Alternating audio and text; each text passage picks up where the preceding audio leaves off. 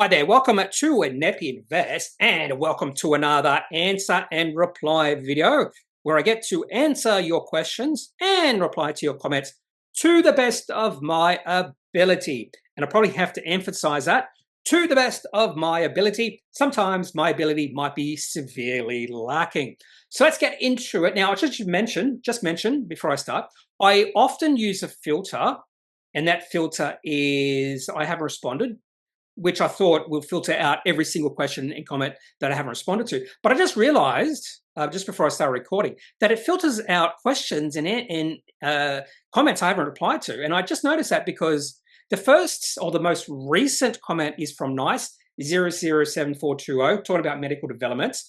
And when I use that filter, for some reason, it filters that particular comment out. I don't know why. So there is a possibility that in the past, some of your comments and questions have been unnecessarily filtered out by this particular filter. So I probably should be using it. Okay, so let's go and have a look at NYSE 007420's comment that medical developments has been in a downtrend in the share price for a long time, about 5 years, despite having a product that is used quite often. Yes, it's true. This particular product, the green whistle, is used. It's well known, that sort of thing. But the share price of medical developments the share price has dropped from well over $11 to 30 cents before yesterday's trading because they were the MVP of trading and they released a really good quarter. So why has the share price dropped significantly, yet they're selling a product? Well, it all comes back to if they can sell that product for a profit. And they haven't been profitable over the last 4 or 5 years. Hence, the share price has dropped. And don't forget, over the last few years, particularly, the market has wanted to see companies produce profits and cash flow. And medical development hasn't achieved that until possibly now. And that's why the share price popped up 50%, because the market is thinking now, maybe medical development has reached that point. Hence, I think this could be an opportunity to buy this company at possible good value, just possible good value. I haven't decided yet whether or not I will take a position in this company at the start of next week.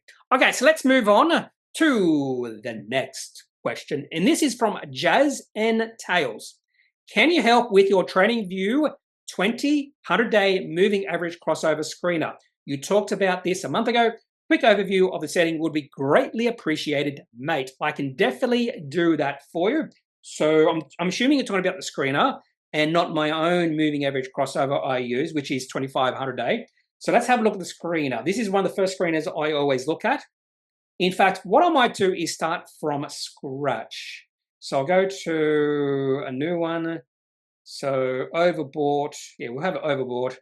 Well, what we'll do is we'll reset all. So no filters on this particular screener. We'll start a new screener. So instead of 200, 100 day, we can do, why not 50, 200 day exponential moving average crossover. And what you have to find here is, here it is. So about halfway down, or maybe a third of the way down, there's a lot of different filters we have in TradingView. So just below all the lows and highs, like new 52-week low, new 52-week high, new 1 month low, new 1 month high, just below that we have exponential moving average, 10, 30, 100, 5, 20, 50, 200. We also have simple moving averages below that. So what I want here is exponential moving average 50, which is right here, found on the right column, and we've got below. So you can actually choose whether you want that particular moving average below or equal, above or equal, crosses up, crosses down, between, outside, equal, not equal. So what I typically use is crosses. So I want the exponential moving average 50 crosses, and then they have a value, and you can open up that value, and then you choose what it crosses over. You could choose it crossing over a price, or a low, or a high. So what I want is exponential moving average 200. There you go. So that is this filter, and it should be up the top now, I'm hoping. Or maybe I have to click on something. Where is it? There it is. And we have 13 matches. And the most recent is Develop Global. There it is. Develop Global's 50 moving average is now moving up above the 200-day moving average. So only 13 matches here. So that is how you do that particular filter, that particular crossover using 50 to 100. You want the 20 to 100, you can use that. And that's the reason why I can't use 25 crossing over the 100, because it's not in the filters in TradingView. So hopefully I have answered your question. If not, if you want more clarification, maybe go and do a standalone video on that. Anyway, AHC, which is Osco, I believe. Osco. By the way, I am trading Osco, so I should know this. Osco Healthcare. So don't know if this particular poster has anything to do with Osco Healthcare, but Osco Healthcare 2024 AU. Thank you for your daily video. You're welcome. It is very useful and a lot to learn from your experience. Is it possible, potentially, for you to review stock Danaos Corp? Don't know anything about this company. Listed in USA, that's probably why. But PAE is only 2, as per some video on YouTube. Monish Pabrai is one of the largest, or one of the large shareholders. I don't know anything about Danaos Corp PE 2. Could be a value trap, but if it is not a value trap, then the PE of 2 is really low. So what I will do here is I'll go to FinChat, and I'll just show you what I typically do when I'm researching a company. And since I know nothing about this company at all, we do get a little bit of information. Dana, what was it? Dana, it was Dana something, Danaos. Oh, there it is, Danaos. So what is this company? Okay, Oh, this company owns and operates container ships, Australia, Asia, Europe, and the United States. The company offers seaborne transportation services, such as chartering its vessels to liner companies. So it doesn't actually is not the person who moves products from one country to the next. They actually charter their vessels. That's interesting. As of February 28, 2022, it had a fleet of 71 container ships, aggregating 436,000 20-foot equivalent units in capacity. The company was formerly known as Danaos Holdings. Okay. Founded in 1963, based in Greece. That's probably why it's got a weird name. And yeah, okay. Okay, so according to FinChat, yeah, P ratio is 2.7, price to book 0.4, EV to sales 1.7, EV to EBITDA 2.6, price to free cash flow -14. Okay, markup was 1.54 billion, enterprise value 1.74 billion. So what is going on here? Shares outstanding, only 19.3 million. Revenue 1 billion. What's going on here? Margins, gross margins look pretty good. So all the margins look fine. Return equity 32, return on invested capital 15.4. They have $480 million of cash, according to this, and $198 million of debt. What's going on here? Growth in revenue looks fine. Earnings per share is lumpy, it looks like. If you look at the last 3 years, 5 years, and 10 years, the dividends per share growth 29.4%, but it's only the last 3 years. Yield of 4.4%. I know nothing about this company. What I'm going to do is have a look at the most recent filings. This is what I do a lot, and hopefully they have some sort of no, I won't have no. Go to investor relations. Hopefully, yeah, November 2024. All they do, I was going to say, I hope they have a presentation that they do. What I'm just going to do, have a quick look at their presentation. You do get a fair bit of information looking at a company's presentation, and I just want to see what's happening with this company. Okay, so business highlights. There's a lot of information here. Yeah. By the numbers, $3.3 billion in cash contracted. Interesting, it seems like they contract their ships out. And I'm assuming they contract their ships out for quite a while. So I'm also assuming that a lot of their revenue for the next few years is already in place. I'm just making some assumptions here. But this little blurb here, $3.3 billion cash contracted revenue through 2023 sort of supports that. $384 million in cash, yeah. 0.43 times net debt, $785 million in liquidity, $1.9 billion enterprise value. Let's have a look at some of the financials. Quickly, I could do this through FinChat. Okay, so that's a little bit too much information there. I like sort of like these little graphs. Container ship TEU capacity sort of increasing, number of vessels increasing, container ships contracted revenue, contracted days coverage. That's over the next few years. Looks pretty good. Actually increases, or no, maybe doesn't increase 2028, but steady amount of revenue coming in. And I assume they will sign new contracts over the next few years. So like the 2027 number will increase significantly from $469 million. Third quarter, this is operating revenues. So this is 9 months, 755.9, nice increase from the previous year. EBITDA positive, $532 million for 9 months.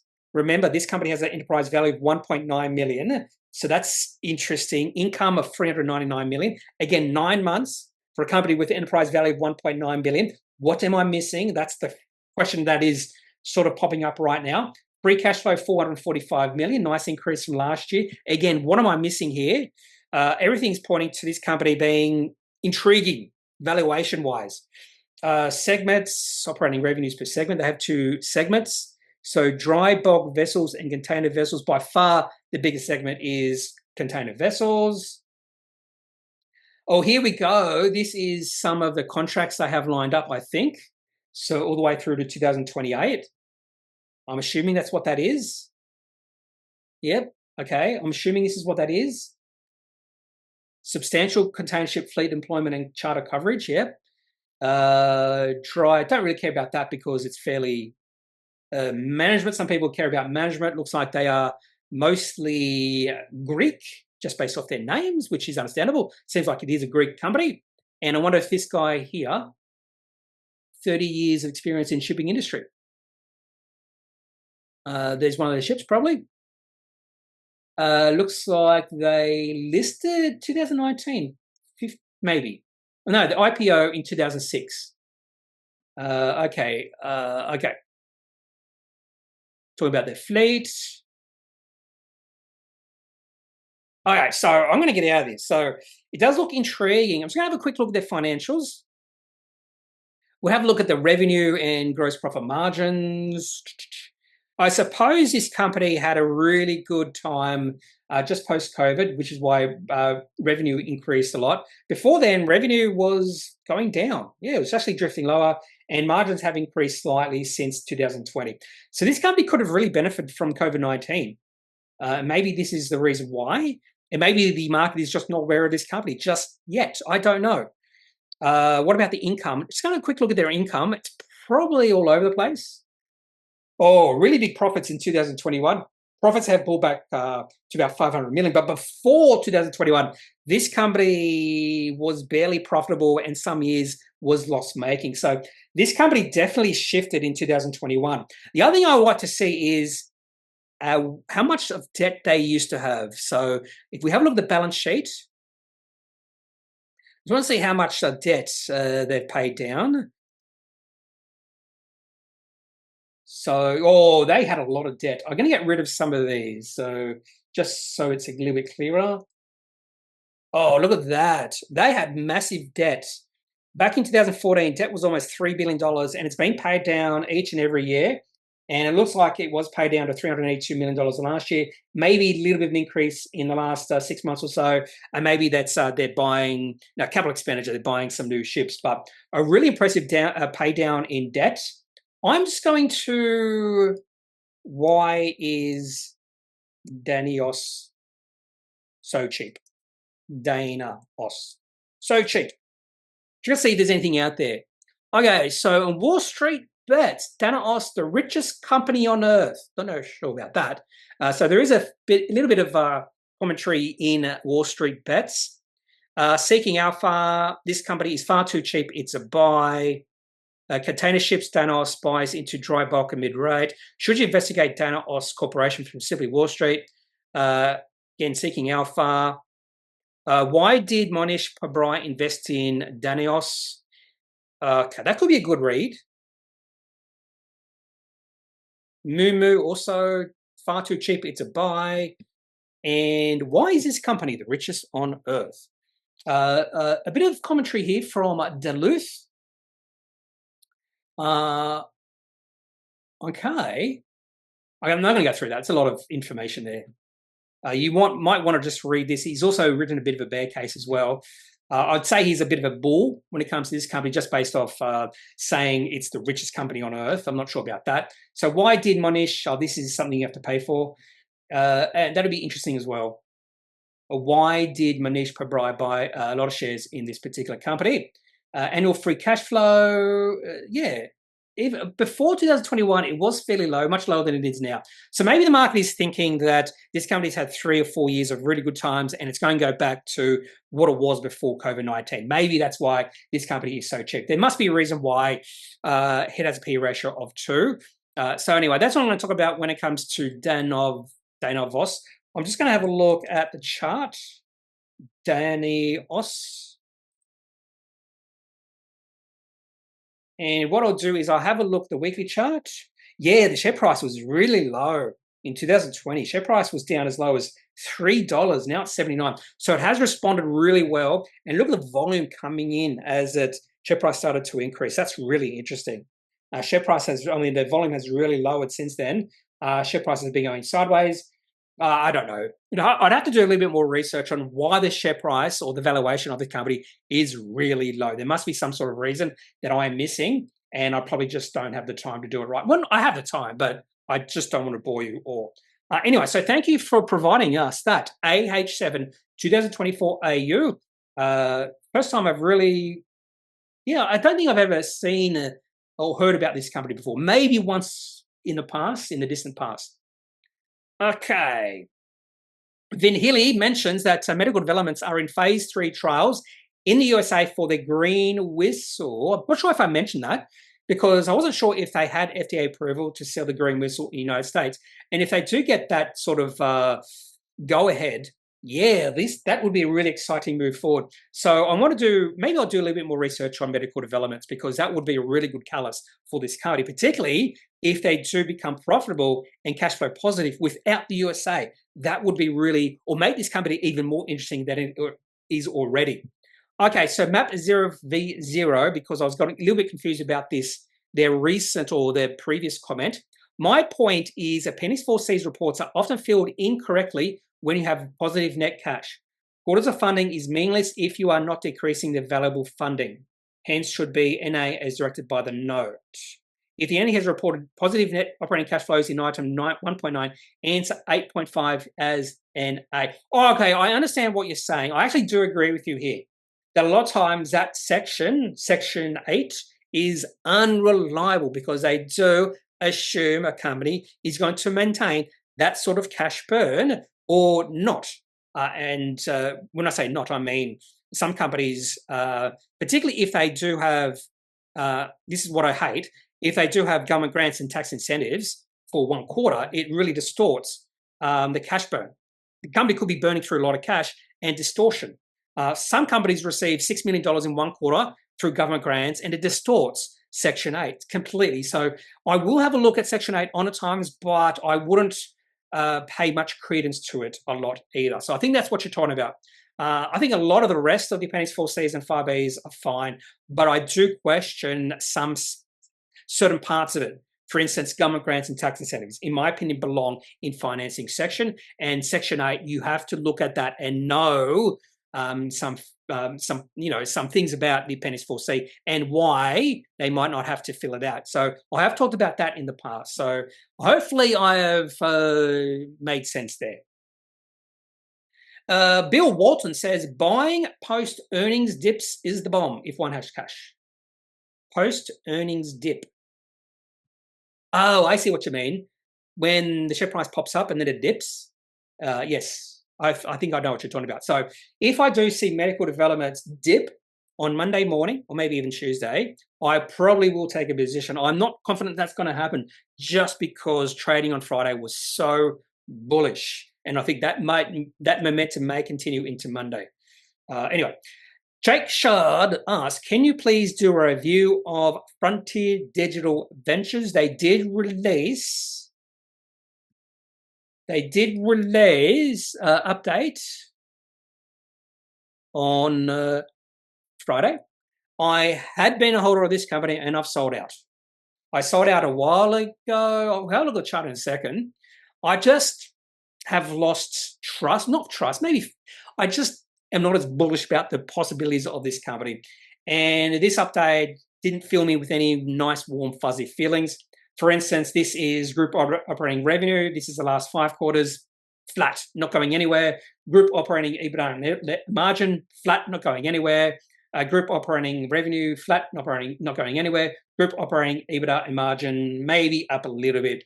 And also, Sean Di Gregorio mentions 2024 was undoubtedly a challenging year with tough trading conditions affecting many of our markets, despite these headwinds, blah, blah, blah. So what I need to see, by the way, he also mentions here, we recognize the decline in our share price over the last 12 months has been concerning for shareholders. This only sharpens our commitment to achieve positive free cash flow in 2025. So that is it just shows you how important free cash flow is. They're talking about it here. He's talking about it here. We want positive free cash flow because we think that one of the reasons why the share price is down is because of this sort of thing. So, and I'm just not convinced about this company just now. My opinion can change, but I need to see proof. I need something. I need a catalyst to change my opinion. So that's my overall thoughts when it comes to Frontier Digital Ventures right now. By the way, 360 LATAM, their revenue in the last 5 quarters, in fact, it's going backwards. So there's a few things I don't like or did not like about this trading update. And the other thing I don't like about this company is just the chart right now. So there is a lot of pessimism when it comes to this company right now. The sentiment is quite low, and that's why the share price is drifting lower. Share price has dropped a fair bit over the last few years, down from almost $2 down to 25 cents. And if you look at the daily chart, it's actually in a bit of a free fall right now.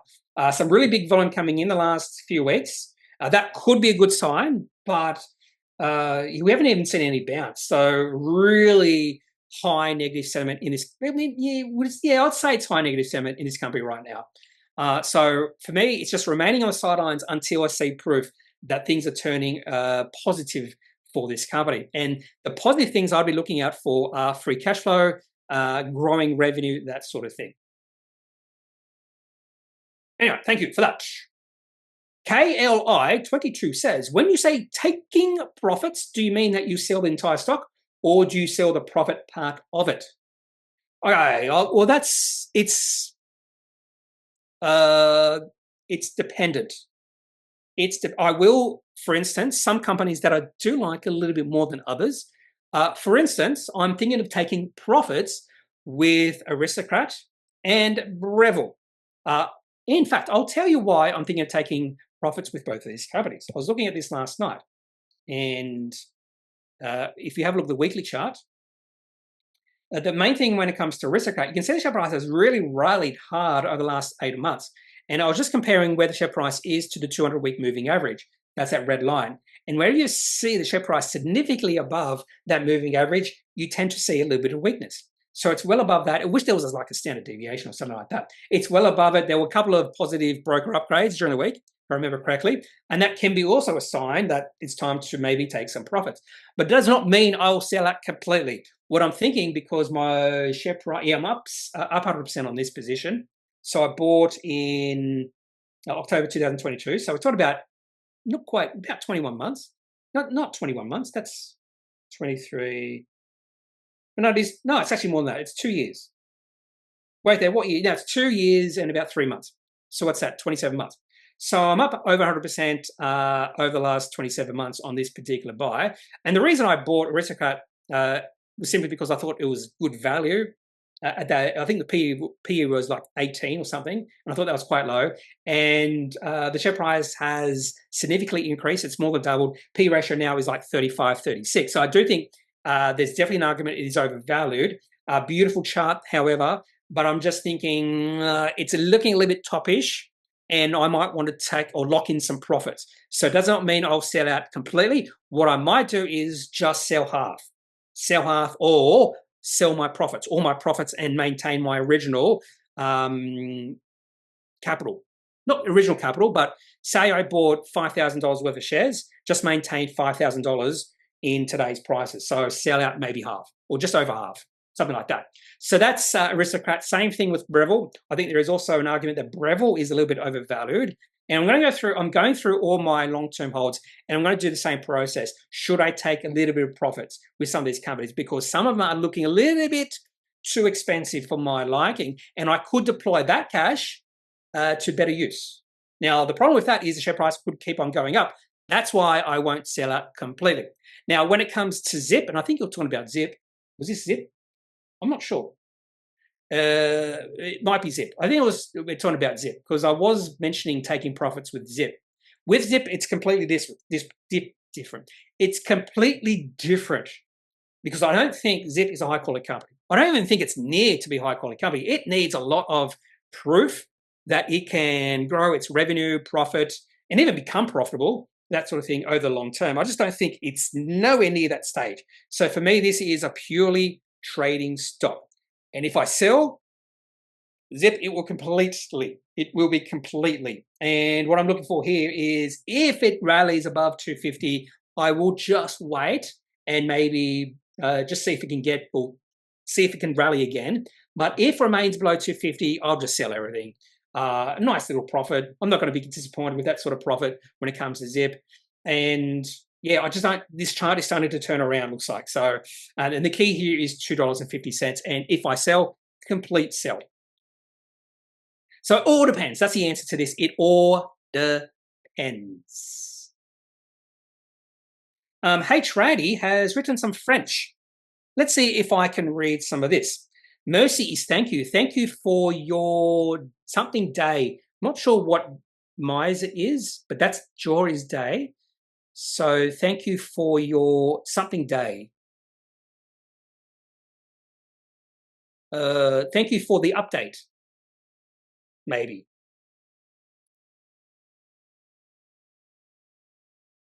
So I know Jory's day. Okay, thank you for the update.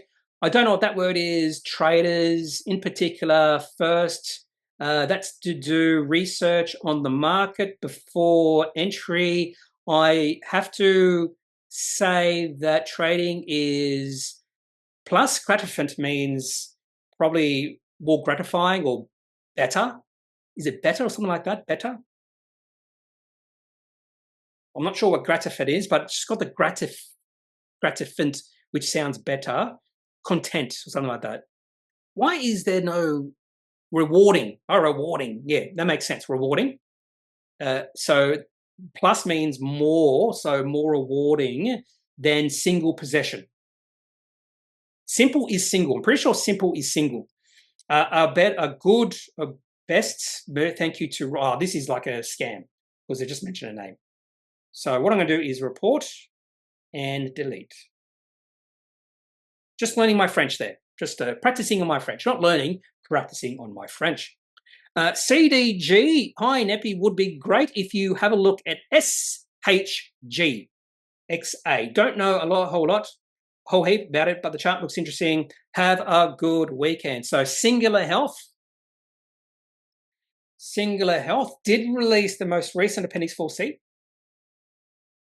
And I probably wasn't expecting much from this. So this is not one of the Appendix 4Cs that I was really looking forward to seeing. So cash flow or cash receipts of $40,000. Operating cash flow negative 529, but really it's about 900,000 because they received some government grants and tax incentives. But the main thing about this company has just been some of the announcements they have released over the last 6 months or so. In fact, I'm going to just go back to the chart for SHG, and the chart does look interesting. So initially it was, the share price popped up back in early 2024 because there was a strategic buy into the company, if I remember correctly. So I'm going to have to go back 2 years now. So in early 2024, or maybe it was enterprise sales received in the United States. I'm pretty sure there was some sort of strategic placement or something back then. I could be mistaken. But anyway, recently they've released some interesting announcements like successful proof of concept, 17th of January. But I think it was just before that. A couple raising an MOU for PNS for commercial pilots. So those are the sort of things, or technical integration. I'm just going to go back to the chart, just see which one where the share price really took off, and it was on the 20th of November. So that was the catalyst, 20th of November. Yeah, the capital raising and MOU with P&S for commercial pilot. That was a catalyst for the most recent re-rating in the share price of this company. And you can see a really big volume coming in. There was probably some day traders taking advantage of it as well. Share price has been quite volatile the last few months. So share price has traded in between about 20 cents and 30 cents. Right now it's at 25 cents. Still in an uptrend, but we want to see a new high. So we want to see the share price get above 30 cents. And if we see the share price go below 20 cents, that would be negative. So fair bit of leeway there. So as high as 30 cents, that would be like a good breakout. Below 20 cents would be sort of a negative thing. So right now it's in between at 25 cents. So chart looks good. I'd like to see some bigger volume coming in. We saw some really good volume on the first upswing, not including 1 year ago. And volume is starting to dry up a little bit. So we need to see some volume coming in. But again, more of a story stock right now because they don't have any receipts. So they still have to prove their concept at this point in time. Anyway, so that's all I've got when it comes to Singular Health. SHM looking cheap after 20% buyback. 20% buyback. Is this Shriro? Yeah, Shriro. I don't even know how to pronounce this one. I did have a look at this company many, many years ago because I had a barbecue or something. Buyback announcement and booklet. This company has been profitable. Buyback update, strategic update. Oh, I don't know anything about the strategic update. Let's have a look. The only thing I can remember about this company is barbecues. I don't know why. They sell more than barbecues. Talking about return capital. Shriro remains focused on its new capital light model for global expansion of its barbecue range. So it looks like maybe they're focusing on barbecues. Did they sell did they sell stuff? We probably have to delve a little bit deeper. Trading and strategy update in July. I'm just wondering if they sold some stuff.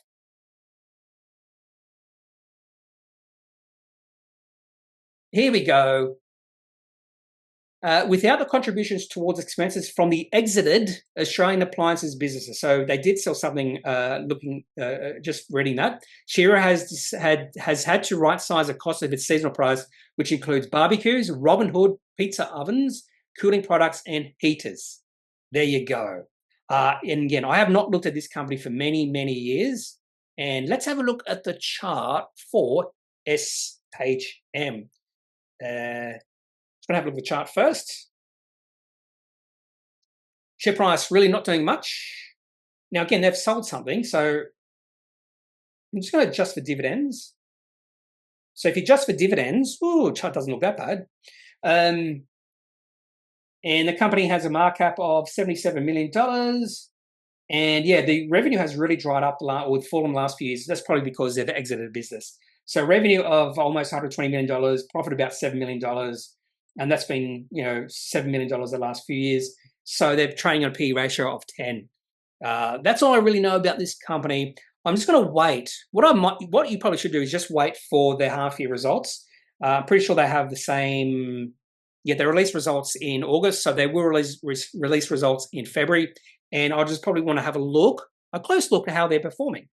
So you could be right. I don't know. It might look cheap. That's what I'm going to say right now. It might look cheap. Yes, directors did sell some shares in Zoc. What was his name? I forget his name. Sold the initial open and bought back today. Thank you, Saji Varghese. Okay, that's map talking about how Section 8 in the Appendix 4C can be a little bit misleading. And I do agree with that, yes.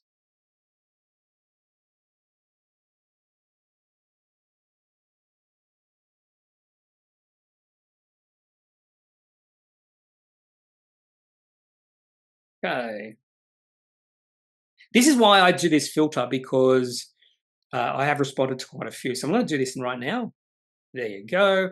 And now we can go to a few days ago.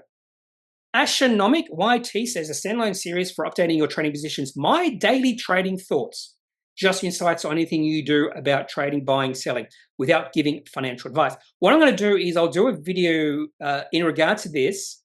I'll record it on Sunday to release it on Monday. I am busy all day Monday, so my ASX daily rundown video on Monday will be late. So I won't do a stock of the day, but what I will do in the morning, or maybe in the afternoon, I will release my thoughts, my trading thoughts, and what I'm thinking, particularly focusing on my most recent trades, which include Nine Entertainment, Lifestyle Communities, and Corporate Travel Management. So I'll do that video. I'll record that tomorrow, release it on Monday, sometime Monday, and then I'll release the ASX Daily Rundown video fairly late. I won't be busy on Tuesday, which is a good thing. So back to normal recording on Tuesday. Yeah.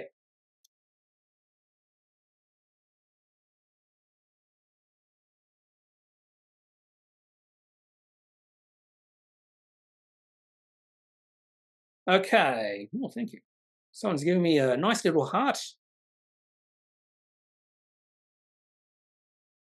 Okay, Pro Jimbo says, a lot of good companies in my stock picks for 2025 here, but valuations on most are very high. I'd actually say the complete opposite. I think some of the picks I chose, oh, that's your stock picks.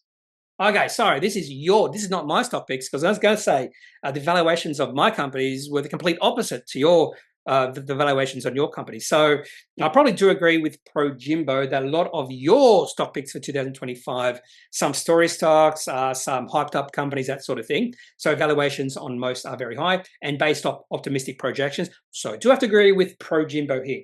High possibility of downward corrections, particularly if the overvalued US market undergoes a correction. And yes, I probably have to do agree with Pro Jimbo. And that's one of the reasons why I took a little bit of a different tact with the companies I chose. I thought I was looking for some value and looking for possible mean reversions to some of these companies. I think probably won't fall all that much. And even if they don't fall even if they don't rise all that much, at the very least, they won't drop by a lot. So that's what my thinking is. But your stock picks, so I did go through and went, some of them are a little bit too much of a story stock for my liking, but that's okay. It's your choices. It's your choosing. Philip, Aroa Biosurgery just gave up the gains of the past few months. Shareholders just getting impatient with it. I am more interested in this company right now. I think they are on the precipice of becoming cash flow positive and profitable. And I don't really understand this sell-off. The only thing I can think of is, the market's getting a little bit impatient. But this is a good sign. The market or the company is getting very close to that inflection point. So that's why I am taking a closer look at this company now, with the share price dropping a fair bit. And we're talking about a 30% drop in a very short period of time. So this could be a bit of an irrational move from the market. Could be, but the company does have to hit that inflection point for me to justify buying their shares. And do I have trust in the management that they can achieve that? I am not sure. Maybe it'll be 3 months or 6 months. Maybe the next quarter after this one. I don't know. So I actually do agree with, I think the market might be getting a little bit impatient, or shareholders getting a little impatient. But sometimes shareholders will get impatient at the wrong time, just before a company hits that inflection point. And that is sometimes why you see the share price hit a low, and all of a sudden they release really good news, and the share price just takes off. Sort of like Pointera, sort of like medical developments, maybe even true with Pentanet. Some companies I am trading, or Pentanet is anyway.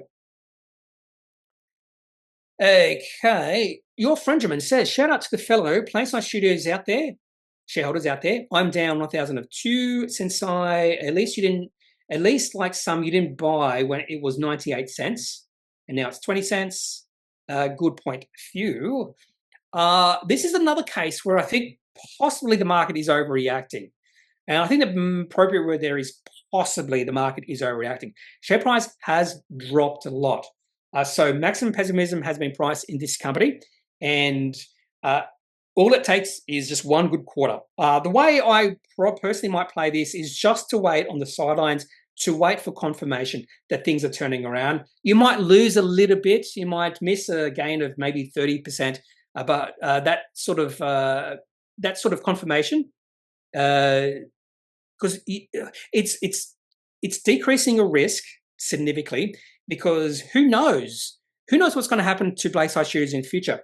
Maybe this is the start of a long-term negative period for the company, and they don't hit their stride for another 2 or 3 years, and the share price could drop another 50%. We just don't know. So that's why waiting for confirmation can be a little bit better, because you don't have that risk. The share price could drop a lot from here. You don't maybe have that upside of the share price recovering, but you also don't have that risk. And then when you do buy on confirmation, the company is not in trouble anymore. Maybe not in trouble is the wrong way to say it, but the company is not as bad or performing as bad as what they showed in this particular announcement or this particular update, one of the worst updates I've seen.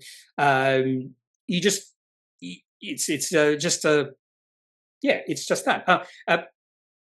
A good example of this is Gentrack. I bought Gentrack because it looked really cheap. I thought the market had reacted, and it took 2 years before my thesis played out. So in that 2-year period, share price of Gentrack was going sideways, a little bit volatile in there. But if I just waited for confirmation that the company was, turning around, if I deployed that money to some other use, I could have made more money instead of just waiting and waiting and waiting.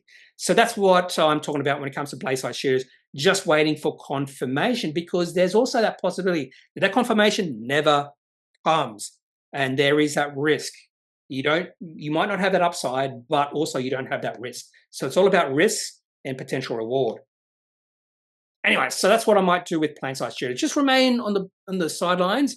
The other thing you could do, just think about this. The other thing you could do is take a small position, sort of like an initial position, or add to your position, and then like $1,000. I could do that. Yeah, maybe I will do that. I don't know.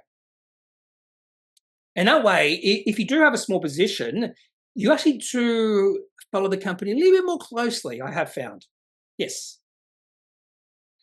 Motivational Flavio, thanks Kneppy, love the market updates. Would love to hear your thoughts on Aussie Broadband. Waiting for breakout, hopefully, with the earnings coming soon. Now, I am a shareholder of Aussie Broadband. Not only am I a shareholder of Aussie Broadband, I am trading Aussie Broadband. So I want to maintain a longer term position because I do think this company has potential for significant growth over the next 5 years.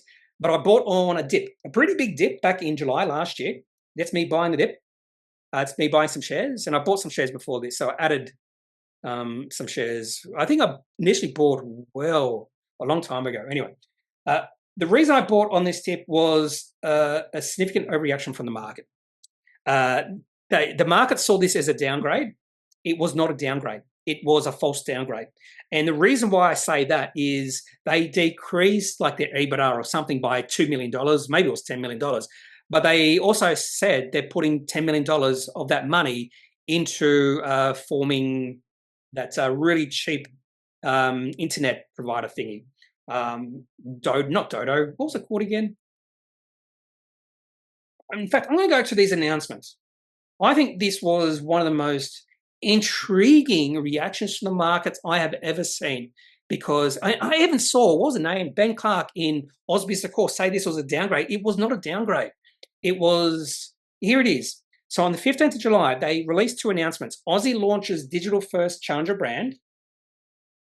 Okay, and here is why I say this was not a downgrade. And they were spending $10 million. Expects to invest approximately $10 million to launch this particular thing called Buddy. I'm not sure how it's going. Anyway, so they also released a trading update. And I have a feeling a lot of people didn't read the first announcement. So they did mention that they've decreased their guidance by $10 million. I'm pretty sure they've changed it here somewhere. Here it is, 10 million. They even mentioned Buddy in it, the financially 25 guidance. Yeah, here it is. So originally their previous guidance was 135. This is EBITDA, 135 to 145.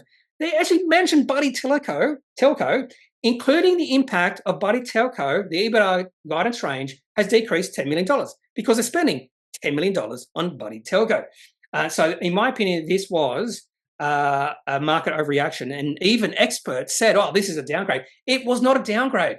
So I saw an opportunity to buy on a market overreaction. So I bought at $2.98.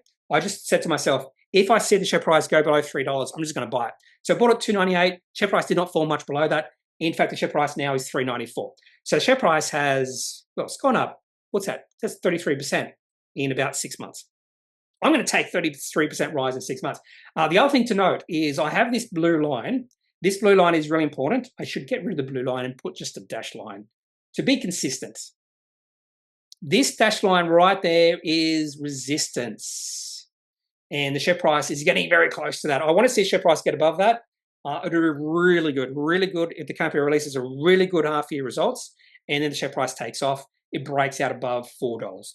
If it does that, that would be a breakout, a classic breakout that I'm looking for. And to be honest with you, I will actually add to my trade if that happens with Aussie Broadband. So hopefully I've answered everything. So yeah, and yeah, breakout. Actually, I'm thinking the same way as you, waiting for the breakout, hopefully with the earnings coming soon. Just James Dean says, DeepSeek smells like another scam out of the mainland. It has gone into hiding following the announcement, not allowing news sign up to the service. The company is not accepting any collaboration. The chat is producing wrong answers, going heavy into infratil. So I've seen some people try to say, oh, DeepSeek is awesome, but then a lot of people giving proof that DeepSeek answers are a little bit weird. Not weird, but they are, it's not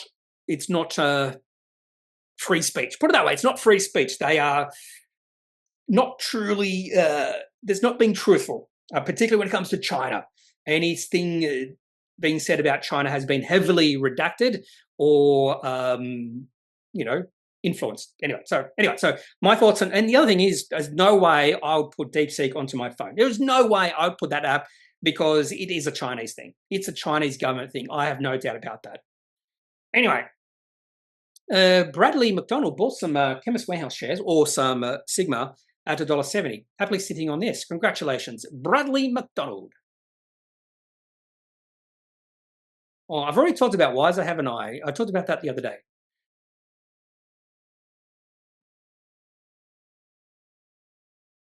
Okay, like others have mentioned, it's a big stack that you're hindered in trying to think of different stocks that we didn't pick, but thank you again. Okay, yeah, so there was a couple of mentions about this that I should have used that as a reason not to pick some companies, but I just wanted a different group of companies than what you chose. That's all I wanted, just a different group of companies. The other reason I did that is to think outside the box, to think a little bit more broadly, to become uncomfortable. Because when you become uncomfortable, going outside of your comfort zone, that's when you can grow the most. This is not only true for investing life, but this is also true for life.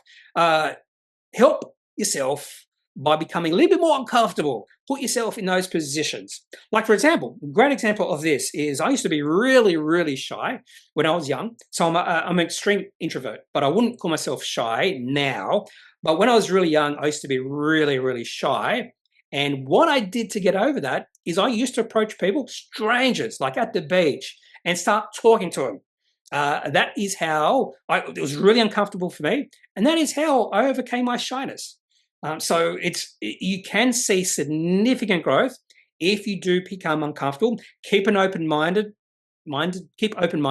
yeah.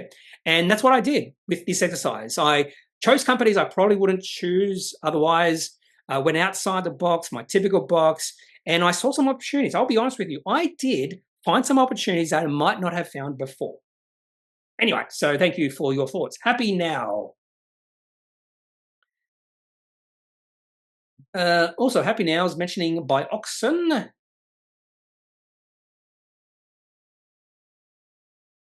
Okay. Through Thelian, talking about premium investments, Bloodbath down below $22 and dropping fast over 22%. I think that was a capital return, wasn't it? That was a capital return. I wonder if you look in this, so you see the share price has dropped a lot, and I wonder if no, so they haven't adjusted dividends. There was definitely a capital return. Did I look at this? I'm pretty sure I looked at this. yeah, return of capital, blah, blah, blah. I could be wrong, but I'm pretty sure that's why the share price has dropped. Sensei Sifu, Kneppy, are you going to organise a subscribers viewers meetup at a Brisbane karaoke bar? Well, what did I say? I'm really an introvert. In fact, if I could be in my place for 4 days straight, not see anyone, and I'm fine with that. I don't like going out at all. I don't like parties. I hate parties. It's just me. I think it's very important to understand yourself. I haven't thought about a meetup or anything like that. But in saying that, if I had to choose anywhere to go and to meet up, it would be karaoke, because karaoke does bring down the walls of it opens everything up. Karaoke does open things up. I will admit that. Just like alcohol, but I don't think I'll drink much. I'm not a big drinker. In fact, I do have some whiskey, some expensive whiskey. I might have a shot of whiskey once a month. That's about it when it comes to me drinking. Paul Barron, who lives in Auckland, New Zealand, says that Chemist Warehouse runs like a machine. It's a great business over here. We love shopping there. And I would think it runs like a machine in Australia as well. And I'm just intrigued by their rollout plans overseas, by their expansion overseas. That's what intrigues me about Chemist Warehouse, and that's why I haven't really put Chemist Warehouse on the side as a potential longer-term investment. And I could see myself eventually owning Chemist Warehouse. Anyway, so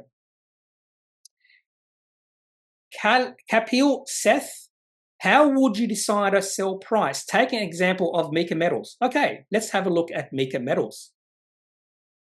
I never have a sell price. Never, ever, ever, ever, ever have a sell price, because you could sell way too soon. So I use technical analysis to figure out when to sell. I do not like the saying, you never go broke taking profits. Well, you never make a lot of money taking profits all the time either. In fact, one of the problems with you never take broke taking profits is a lot of people who have a portfolio take profits, companies that are doing well, and they maintain the companies that are not doing well, that are loss making.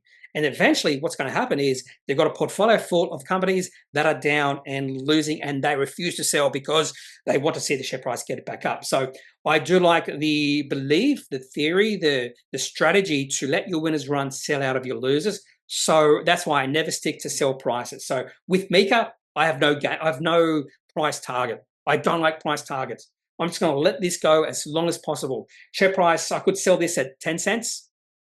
In a few months, I could sell this at 20 cents, 30 cents, 50 cents, $1. Just going to let's see how it runs from here.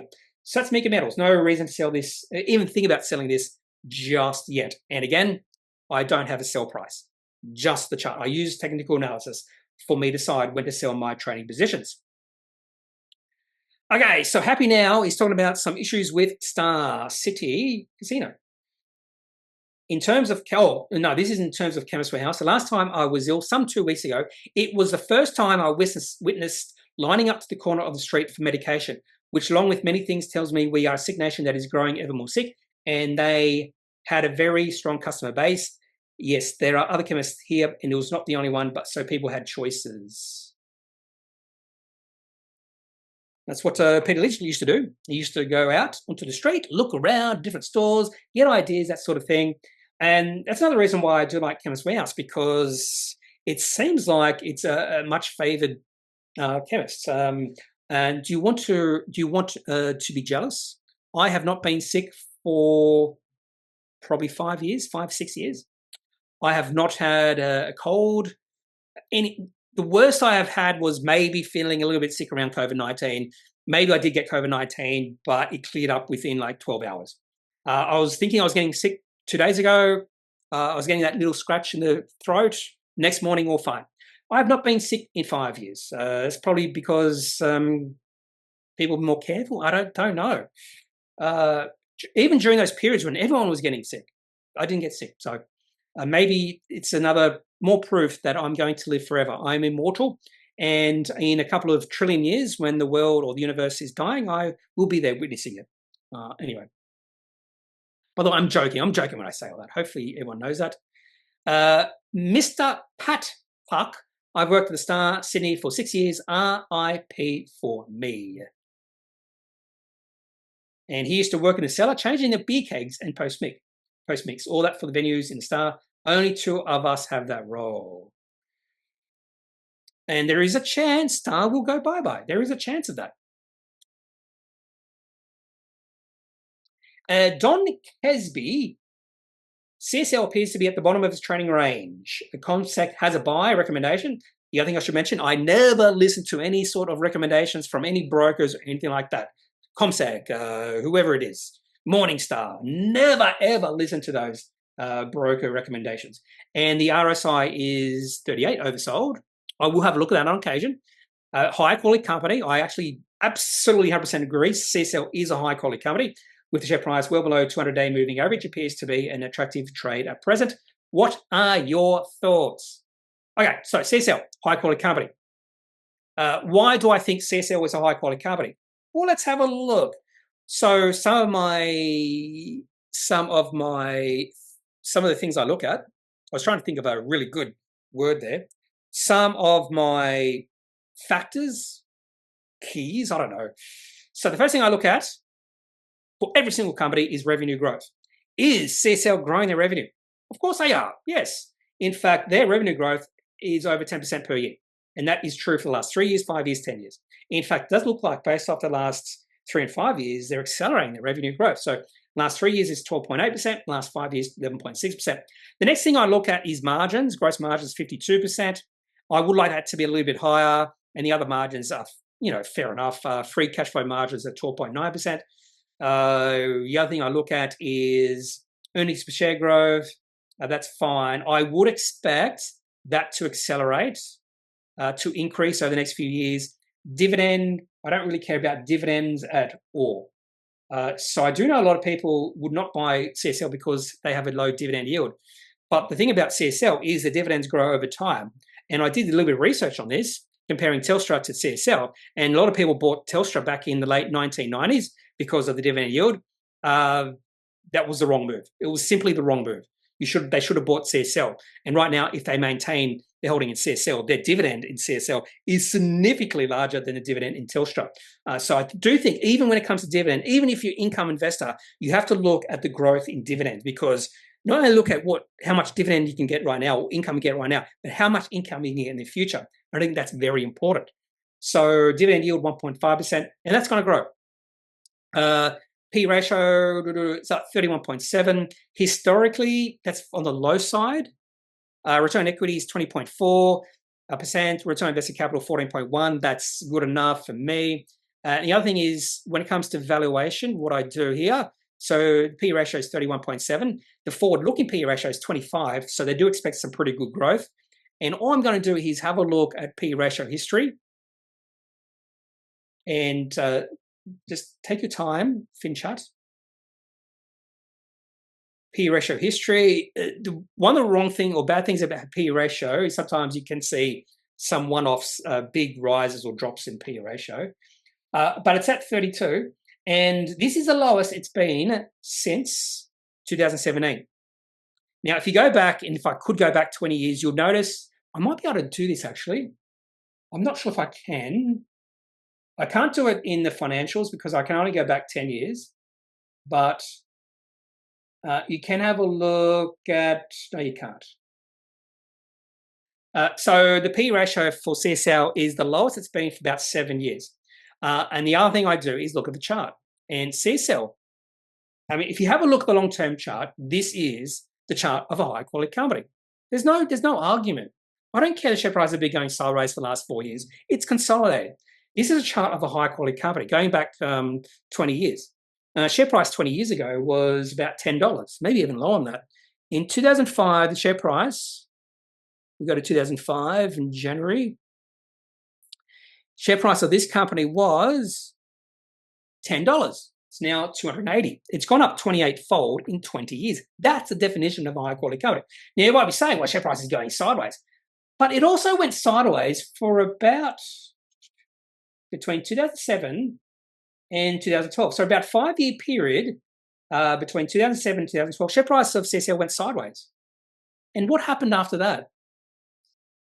look at the share price go bonkers. Yeah. So I'm not going to say that's going to happen here when the share price does break out, but the longer share price goes sideways for CSL, that means the P ratio will keep on dropping because this company is growing, and that means the more attractive this company becomes. Now, I do know there are a lot of range traders when it comes to CSL. They buy when it gets low and sell when it gets high. But eventually, that strategy won't work, and the share price will take off. So right now, it's at 280. So a few days ago, it was about 270, as this speaker or this, what do you call it? This poster said, 272. Share price has already increased from there. I would get really excited if I saw the share price get to 250 or even below 260. It's at the bottom of the range, near the bottom of the range there. And I'm just waiting for the breakout. And when I see the breakout, you betcha I'm going to buy some shares in CSL. I already own a long-term position. I'm not going to sell my shares in CSL at all. Anyway, so this is a high-quality company. One of the highest quality companies on the ASX. Okay, and that's it. That's it I have, because I'm at 1 hour. If you have any questions, any thoughts, leave those in the comment section of this video. Otherwise, I'm not a financial advisor. If you need financial advice, make sure you seek out someone who's qualified and can speak to your own financial needs. That's it for this video. Have a good day. Bye.